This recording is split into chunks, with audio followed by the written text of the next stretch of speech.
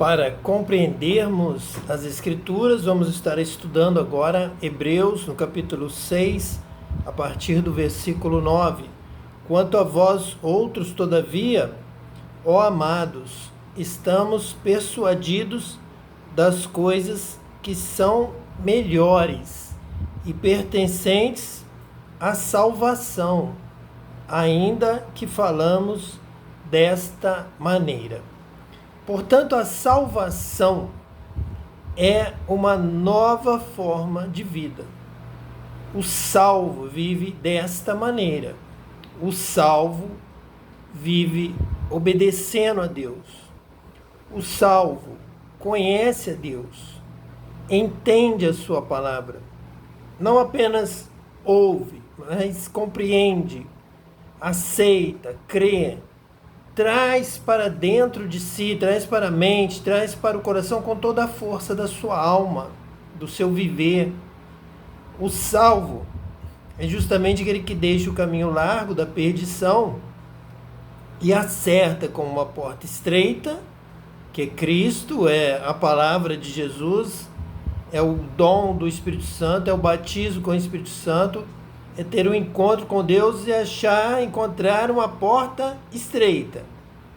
Entrando por essa porta estreita, à sua frente há um caminho estreito. E o salvo caminha por este caminho. É a obediência, é entender a voz de Deus e ter poder do Espírito Santo para praticar essa palavra. São coisas melhores que são pertencentes à salvação. Não pode ser viver no mesmo padrão do mundo, não é se conformar com o mundo, não é odiar, não é desprezar, não é se julgar superior aos outros, menosprezar os outros, não é assim, mas é amando ao próximo, buscando que ele também seja feliz na mesma medida que você deseja ser feliz. Deus é amor, quem ama é nascido de Deus. Então são coisas melhores que são pertencentes à salvação. É o justo, é o caminho do justo. O caminho estreito é o caminho do justo. O caminho da salvação é o justo que anda por ele. A salvação vem pela fé, pelo ouvir a palavra de Deus, pela conversão, pelo arrependimento, pelo novo nascimento, nascendo da água e do Espírito, tendo a palavra de Deus escrita no coração de carne, e o Espírito Santo habitando dentro de você, lendo essa palavra, interpretando, ensinando como viver. Versículo 10.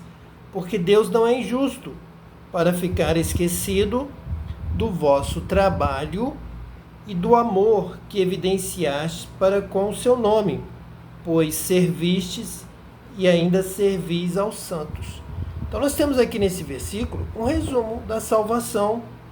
Deus não é injusto para ficar esquecido do vosso trabalho e do amor. Então realmente quem ama é nascido de Deus. Tem que amar, tem que aprender com Jesus. Jesus amou até o fim, ele venceu pelo amor. O amor venceu a morte, o amor venceu o inferno, o amor venceu o pecado. O amor, o perdão, a compaixão, a longanimidade, os frutos do Espírito. E Deus não é injusto para ficar esquecido do vosso trabalho. Tem que trabalhar. Essa salvação, esta grande salvação, nós lemos aqui no último estudo, nós observamos que é o autor da salvação eterna para todos os que lhe obedecem. A salvação vem do arrependimento, da conversão, andar em um novo caminho, o caminho agora da obediência a Deus.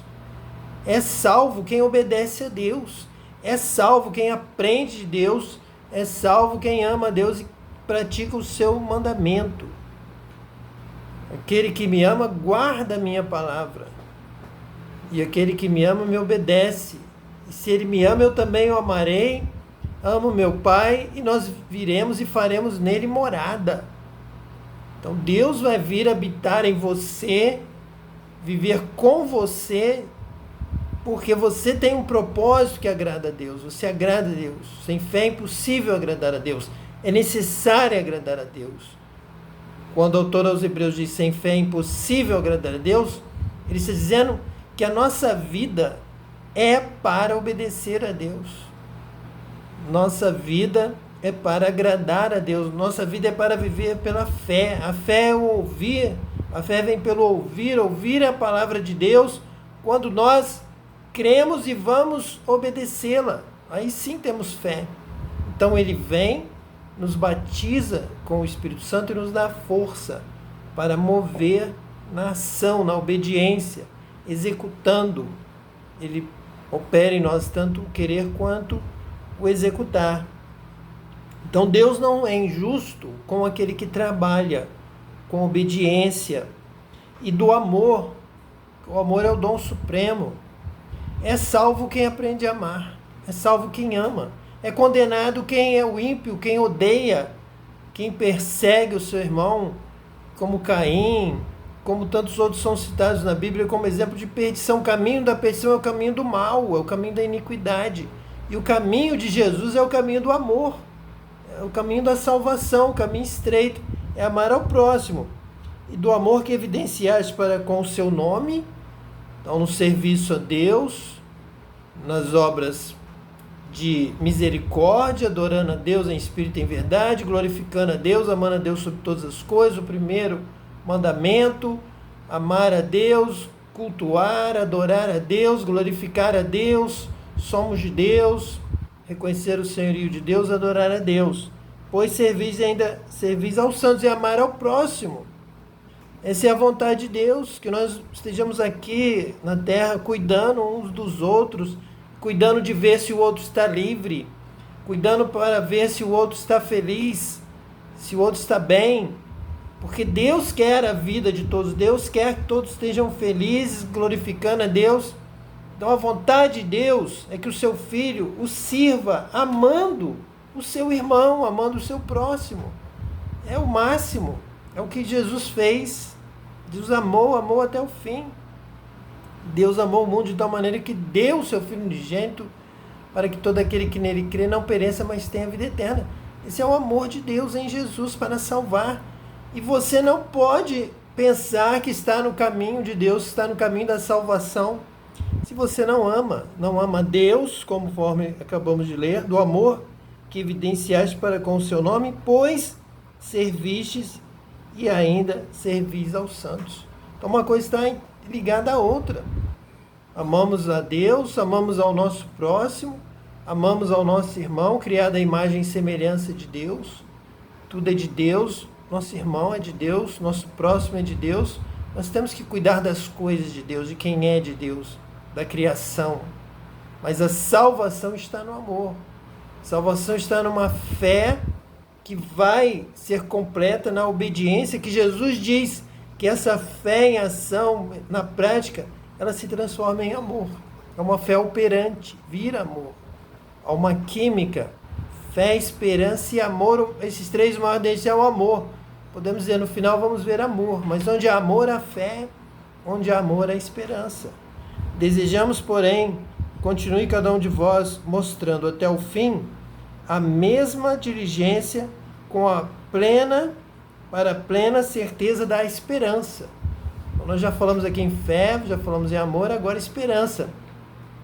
E que cada um continue mostrando, atuando de forma visível, prática. Todos vão ver, se você fizer, todos vão ver. Até o fim, a mesma diligência, mesmo trabalho com esmero, com cuidado, ouvindo a palavra. Cuidado com o que você ouve, como você recebe, como você entende. Você precisa entender corretamente, você terá que fazer o certo, você terá que orar, você vai ter que clamar, você vai ter que chorar, você vai ter que pedir, você vai ter que aprender, você vai ter que se dedicar, sim, você terá que se esforçar até o fim. Esforcemos-nos para entrar nesse descanso de Deus. Vai entrar no descanso quem trabalhar se cansando, se esforçando, se dedicando. Jesus fez isso. Jesus foi até o fim, subiu o monte, carregou a cruz, suou, o seu suor se transformou em gotas de sangue. ele sofreu, ele continuou mostrando até o fim a mesma diligência para a plena certeza da esperança. E o Pai o exaltou, ele recebeu, sim, pelo seu trabalho, ele recebeu, sim, pela sua obra, ele recebeu, sim, porque ele cumpriu o plano de Deus, ele ficou na cruz, porque ele subiu o monte do Calvário, porque ele chorou por nós. Nós acabamos de estudar isso aqui em Hebreus. Ele venceu pelo amor, que nos amou, e com essa força deste amor ele foi até o fim. E é isso que Deus quer de você, de cada um de nós, que desejamos, porém, continue cada um de vós mostrando até ao fim a mesma diligência para a plena certeza da esperança. Veja aqui a fé, a esperança das promessas de Deus, esperando o melhor de Deus, esperando o cumprimento, pois Deus é fiel, nos dá essa certeza do que esperamos. Esperamos o amor de Cristo e que Ele prometeu, Ele é fiel, de que tudo que Ele recebesse do Pai, Ele compartilharia conosco como co-herdeiros, como irmãos em Cristo, junto com Cristo. Cristo é o nosso irmão mais velho. Então ele recebe primeiro lá a herança e diz que vai repartir conosco. E como ele prova isso? Ele dá um sinal, uma marca, um penhor. Ele diz: cheguei no céu, recebi a minha herança, recebi o poder, recebi a minha glória, estou exaltado, mas eu me lembro de vocês. E eu vou mandar aqui do céu, vou derramar aqui do céu algo sobre a vida de vocês, e virá, e cada um de vocês vai receber essa porção agora deste poder que eu acabei de receber ao entrar na glória. E ele derrama o batismo com o Espírito Santo, e vem o Espírito Santo habitar em nós, dentro de nós, viver conosco. Penhor, selo, marca. Jesus está no céu, ele venceu, recebeu o poder e derrama esse poder agora. Derramou sobre nós. É o sinal de que ele está no céu e de lá intercede por nós, de lá cuida de nós, de lá de cima derrama o Espírito Santo, envia o Espírito Santo para habitar conosco, nos dando assim entendimento, nos dando palavra, nos dando autoridade, nos dando já essa intimidade com os céus. O Espírito de Deus testifica com o nosso espírito de que somos filhos de Deus. Nós já temos este relacionamento com o Pai Celestial, através da vitória de Jesus pelo amor, através de que Jesus foi coroado na glória e foi nomeado sumo sacerdote, e de lá envia de Deus o que ele recebe, uma porção, uma parte, pois somos co-herdeiros com Cristo.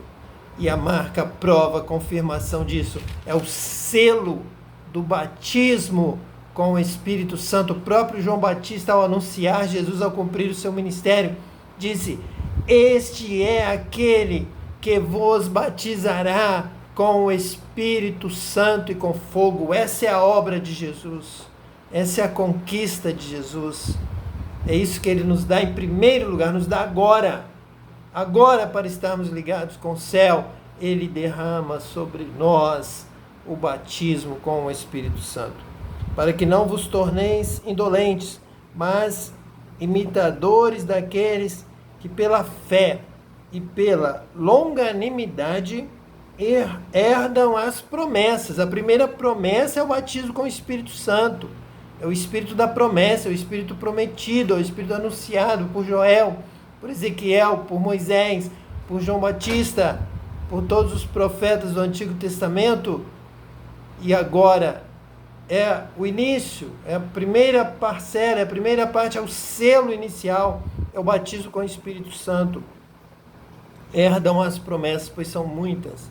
Outras estão por vir, outras estão a caminho. E a vida eterna, eternamente com o Pai, conforme estamos aqui agora, ele já está em nós, ele já habita em nós, ele já se move em nós, e a promessa é de um dia estarmos com Ele eternamente, novo céu, nova terra em que habita a justiça. Para que não vos torneis indolentes, nós temos muito o que fazer, não podemos ficar parados.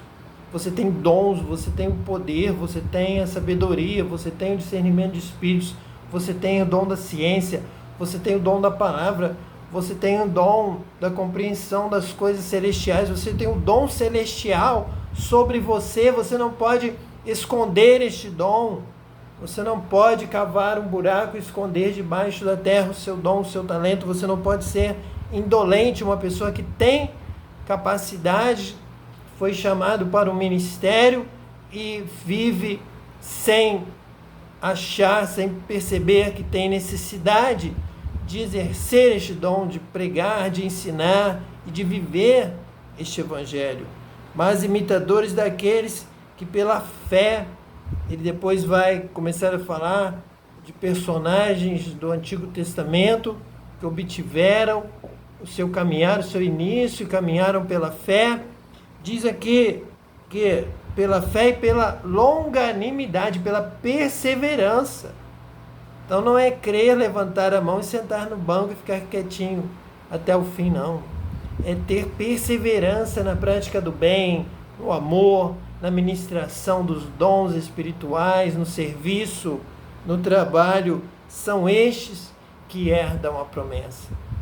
Deus não quer que você cave um buraco, se esconda ou esconda os dons, ou que coloque debaixo da cama a lâmpada acesa com óleo, com a luz brilhando. Ele quer que você esteja resplandecendo, cheio de boas obras, cheio de dons, cheio de ministério, cheio da sabedoria, cheio do poder de Deus. É para isso que Ele nos manda o Espírito Santo, para Ele ser bem ativo, constante na obra do Senhor, realizando o trabalho, abrindo a sua boca, proclamando a Cristo, proclamando as verdades de Deus, para a glória de Deus, para que possamos viver com Deus. Deus quer se relacionar conosco, Deus quer conversar comigo, mas Ele também quer conversar com você, Ele quer conversar com o mundo inteiro. Ele quer que todos o adorem em espírito e em verdade, que todos se voltem para Ele, que todos se arrependam, que todos se convertam. Isso acontecerá e um dia todos estarão diante de Deus. Deus estará se comunicando, se relacionando com toda a humanidade. Essa é a vontade de Deus e é isso que o Espírito Santo quer fazer agora. Já está fazendo, a sua palavra já está correndo por todo mundo, para que todo mundo se volte para Deus, pois este mundo é de Deus, este mundo não é de ninguém, de nenhuma força política, a não ser do poder de Deus. Para a glória de Deus, somos de Deus e vivemos para Ele, para agradá-lo, para servi-lo, para louvá-lo. Que Deus te abençoe hoje e para sempre, em nome de Jesus, o Messias. Amém.